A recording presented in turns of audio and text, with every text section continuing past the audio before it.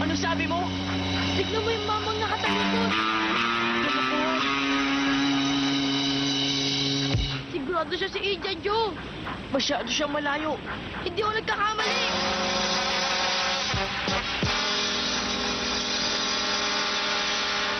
Alam mo, Hak, Ano? alisin mo na sa isip mo si Indian Joe. Pero ang taong yan ay... Hindi. Hindi siya yun. Dahil laging nasa isip mo si Indian Joe. Lahat ng kahawig niya, akala mo siya. Hindi siya yun. Pero talaga siya yun eh. Inalis ko na nga siya sa isip ko buhat nung sumakay ako dito. Tapos, Pasensya na. ay nako, Hak, halika na. Kumain na tayo. Nagugutom na ako eh. Oo, sige.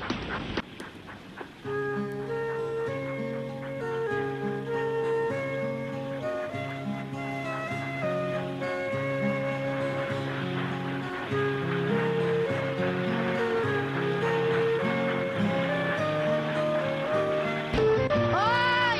Hoy! Gusto niyo ba kumain? Ang sarap ito! Ang sarap ito pagkain to. Huh? Ha? May sinabi ka ba? Oo, ang sabi ko, masarap itong pagkain. Oo. Ano bang nangyayari sa'yo? Ano bang iniisip mo? Kasalanan mo to eh. Bakit? Binanggit mo pa kasi si Indian Joe. Naalala ko pa tuloy ang mga nangyari noon. Pasensya ka na. Pero ang taong nasa vapor ay talagang... Tama na, wala na siya.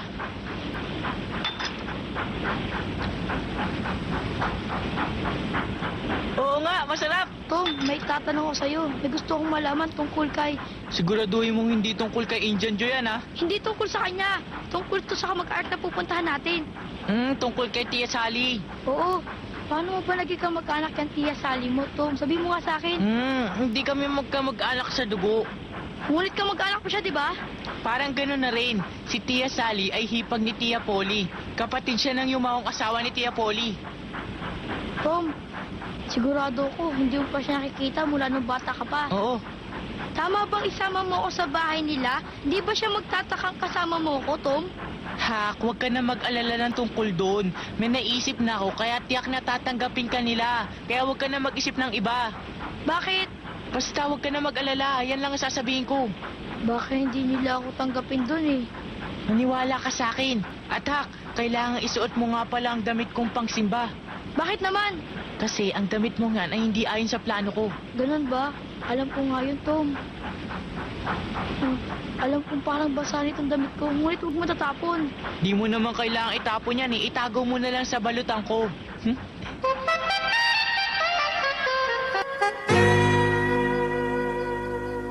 Allez, avancez! Avancez!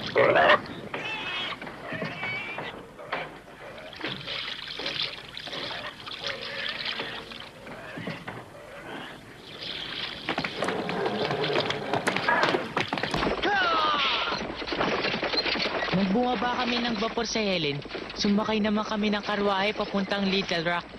Ang first lunch na pupuntahan namin ay nasa Pikesville. Mga Indian! Ha? Galing ng mga bayo, no, Tom?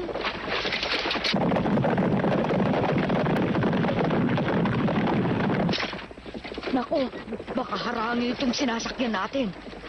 Di nila gagawin yon. May kasunduan na sila ng may-ari nitong karwahe nito.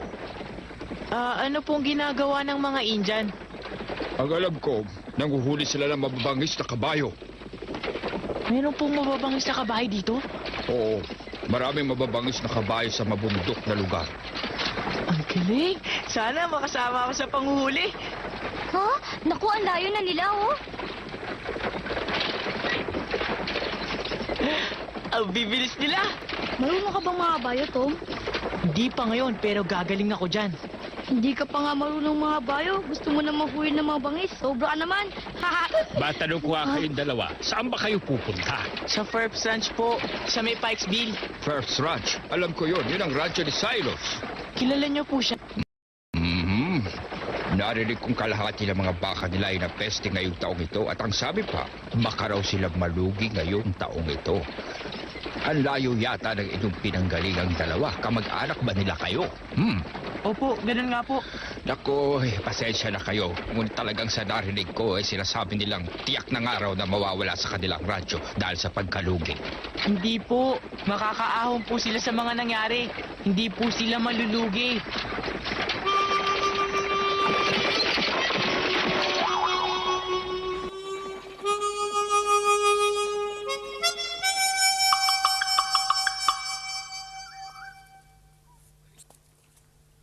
Nagdala ka ba ng maraming pera? Hindi pera, kundi papeles na magagamit nila para makautang. Hindi yata kita maintindihan mabuti. Tinak! Ha? Hindi ako mapakali sa suot ko. Pabayaan mo na lang.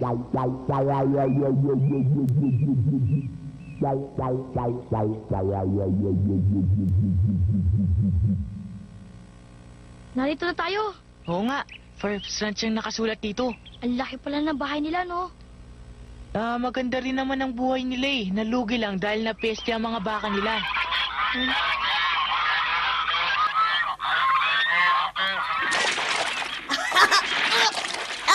Ah, laisse-les tranquilles.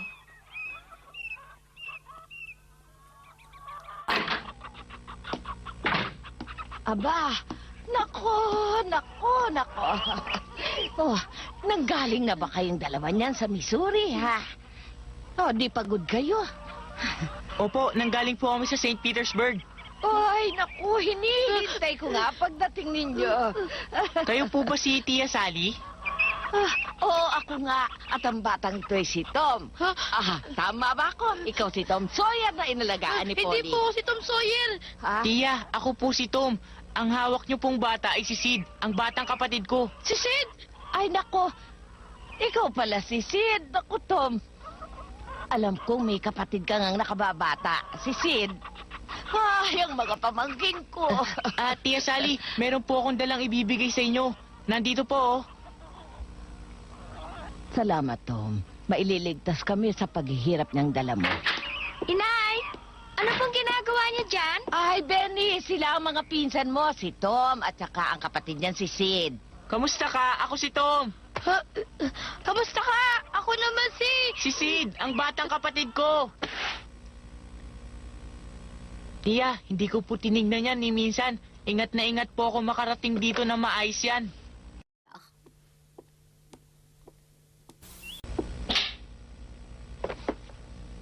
Ngayon, Tom, dapat magtagal kayo dito sa amin. Opo. Dahil malayo pa ang pinanggalingan nyo sa St. Petersburg. Sa Missouri pa yun. Alam mo bang madalas ka isulat sa akin ni Polly? Magulo ka raw at pilyong bata. Totoo ba yun, ha, Tom? Alam mo, gusto ko ng pilyong bata. Kaya nga, gusto kong makilala sana kita. Ang sabi naman niya sa sulat niya, sisid naman daw ay masunurin.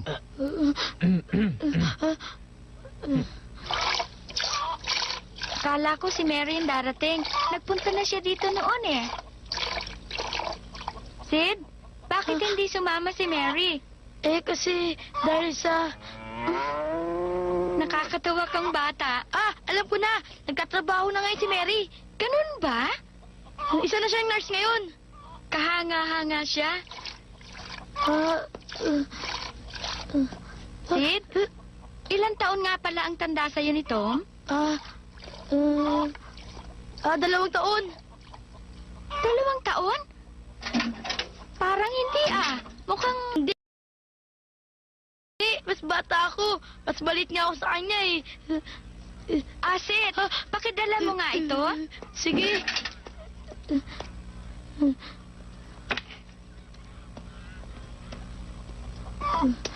Alam mo, puring-puri ka sa amin ni Chapoli. Mahilig kang mag-aral kaya mas mukha kang matanda kaysa kay Tom. Ang sipag-sipag mo talaga siguro mag-aral. Oo nga.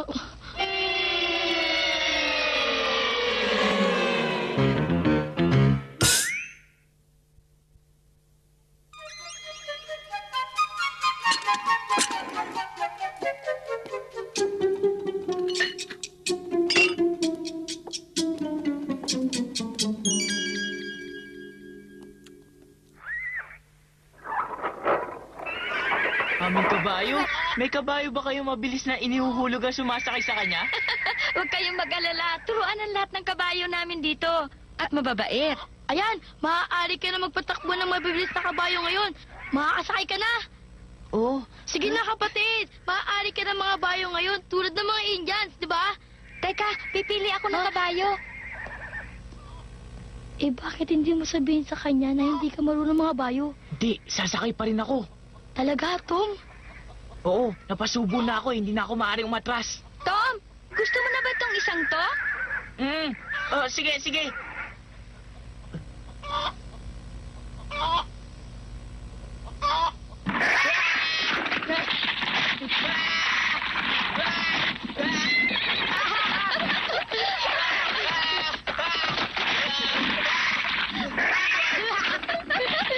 Sinambay ko naman, pero sinungaling ka. Hindi marunong mga tayo dito. Ito ang nagsisinungaling. Talaga ganyan sumakay ng kabayo si Tom. Maniwala ka, Benny. Ah, ganun ba?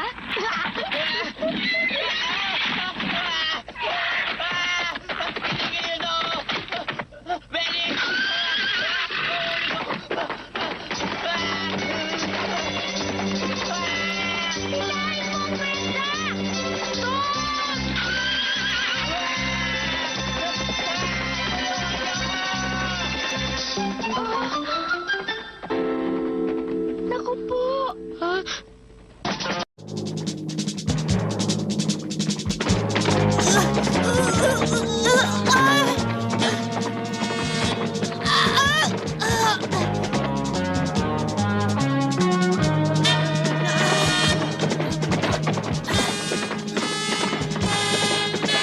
Ça y est, je l'arrête.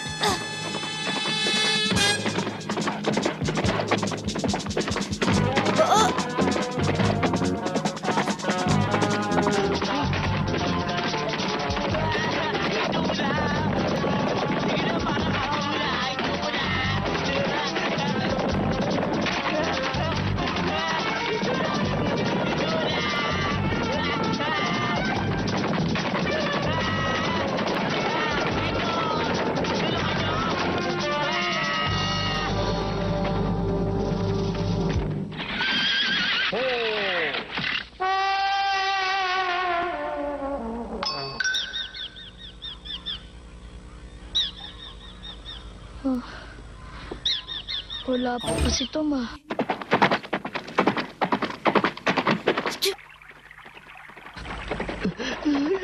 Ano ba to?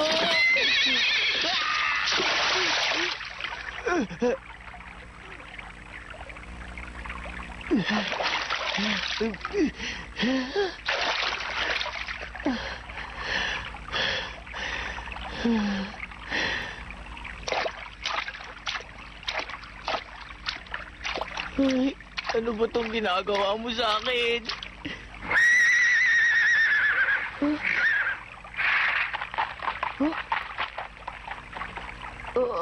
Nasaan na kaya ako ngayon? Aray ko. Ano ba naman to? Hoy, kabayo! Wala nang oras para kumain ka pa ng damo. Umuwi na tayo bago dumil... Aray ko! Aray ko! Hindi mo ba nakikita? Naghihirap ako rito. Ikaw may kasalanan nito eh. Aray ko! Ano? Aray ko! Sakit!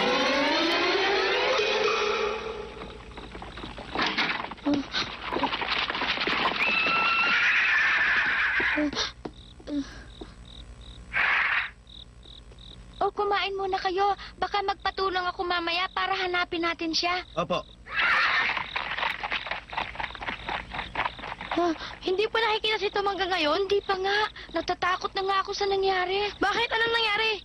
May nasalubong akong mga Indian sa daan. Tinanong ko sila Mga tungkol kay Indians? Tom.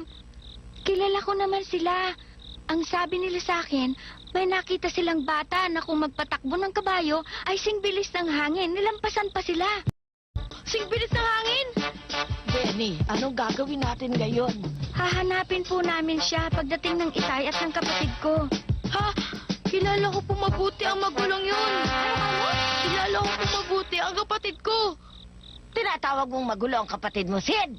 Ah, mautak po ang kapatid kong yun. Magaling po siya lumusot sa mga problema. Mamaya lang po, makikita nyo, nandiyan na po siya.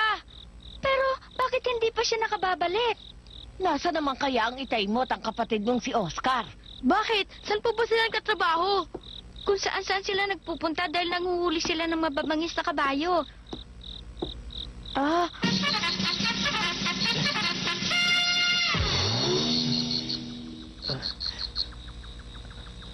Hoy, kabayo. Sa pagkakataong ito, huwag ka nang gagalaw, ah. Naintindihan mo?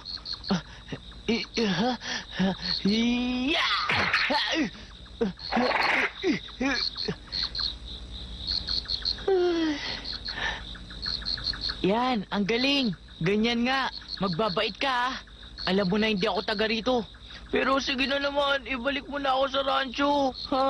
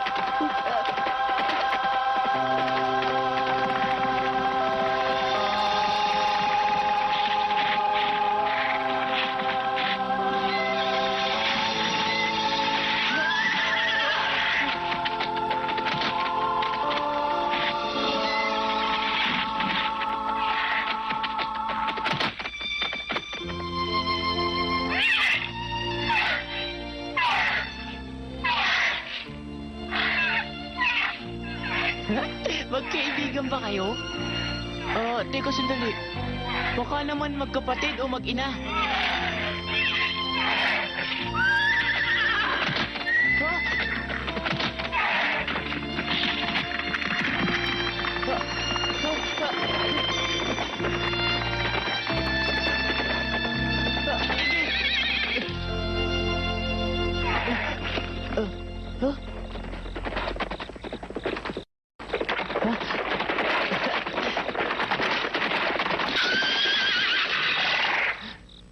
Nawawala po ako.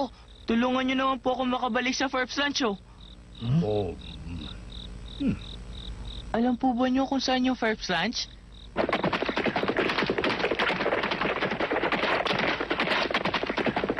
Si Tio Silas pala at ang anak niyang si Oscar ang napagtanungan ko.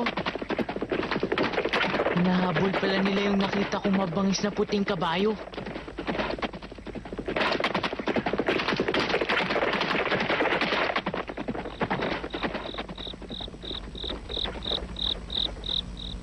Tom, hindi na ako maaaring magkunwaring si Sid. Kasi kanina, sa pagsisinungaling ko, muntik na ako mahalata. Tom, totoo bang nakakita ka ng puting kabayo? Huwag mo sabihin gawa-gawa mo lang ang istoryang yun. Ay, nakatulog na pala siya.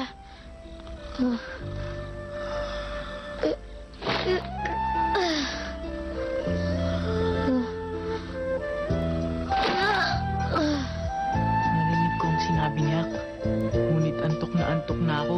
Kaya hindi ko na siya masagot.